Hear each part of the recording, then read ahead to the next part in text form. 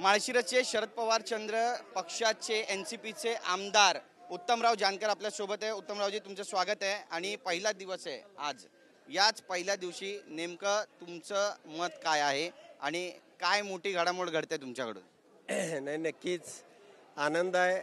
या लोकशाहीच्या मंदिराला अभिवादन करून मी आपल्या समोर उभा आहे। या ठिकाणी उद्या माननीय शरदचंद्रजी पवार साहेब या ईव्हीएमच्या विरोधामध्ये त्या ठिकाणी येत आहेत।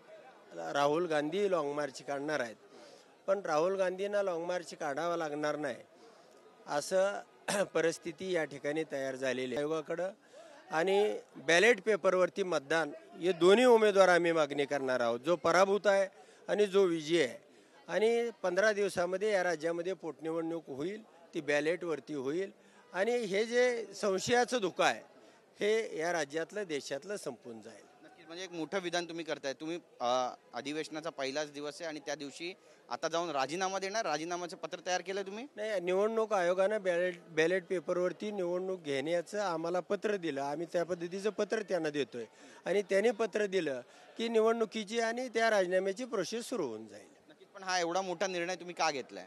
नाही, लोकशाही वाचवण्यासाठी कुणीतरी पुढं आले पाहिजे, कुणाचं तरी बलिदान यामध्ये गेलं पाहिजे। आज जे ईव्हीएमच्या माध्यमातून सत्तेवर आलेले ह्या लोकांना 25.1% फक्त मतदान आहे। 75% लोक ज्यांनी मतदान केलं ते बाहेर आहेत। यशोमती ठाकूर असतील, चळवळीमधले आमचे बच्चू कडे असतील, ही लोक सभागृहाच्या बाहेर कशी राहू शकतात?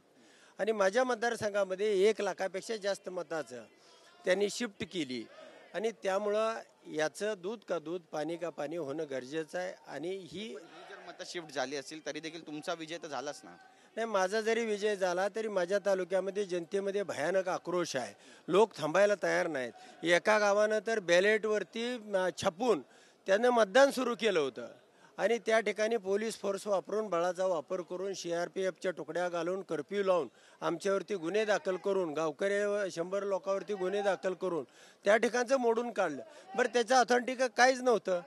गाव त्याचं ट्रायल बघत होतं की मतं कुणाला किती गेली आणि मीडिया ही त्याचा ऑब्झर्वर म्हणून, चौथा स्तंभ म्हणून त्या ठिकाणी काम करणार होती। आणि असं असताना हे असा ट्रायल पण का घेऊ देत नाहीत आणि बॅलेट पेपरवर मतदान का घेत नाहीत हा सवाल या देशातल्या, या राज्यातल्या प्रत्येकाच्या पुढे आहे। म्हणून राहुल गांधीसुद्धा लॉंग मार्च काढण्यासाठी निघणार आहेत। तरीसुद्धा त्या अगोदर आम्ही आणि रामभाऊ सातपुते, माझे पराभूत उमेदवार, आम्ही दोघं लेखी देणार आहे निवडणूक आयोगाला की आम्हा दोघालाही बॅलेट पेपरवरती मतदान पाहिजे। ईव्हीएमवरती आमची शंका आहे, आमची पोटनिवडणूक त्या ठिकाणी लावा।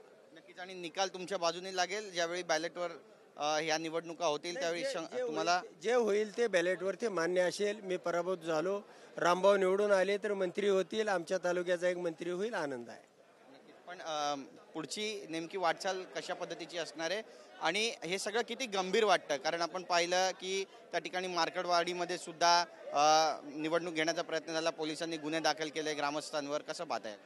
नाही, नक्कीच त्यासाठीच हा पर्याय आहे आणि यासाठी समोरच्या उमेदवारानं संमती दिलेली आहे। निवडणूक आयोग त्यावरती दोन्ही उमेदवाराची मागणी असेल तर निवडणूक आयोगाला अडचण असायची कारण नाही। अनेक पोटनिवडणुका घेतात, आमची पोटनिवडणूक होऊन जाईल आणि ती ह्याच्यावरती होऊन जाईल, बॅलेटवरती होऊन जाईल। बातचीत केल्याबद्दल कॅमेरा पर्सन योगेश गुरवचा, गिरीश गायकवाड, TV9 मराठी, मुंबई।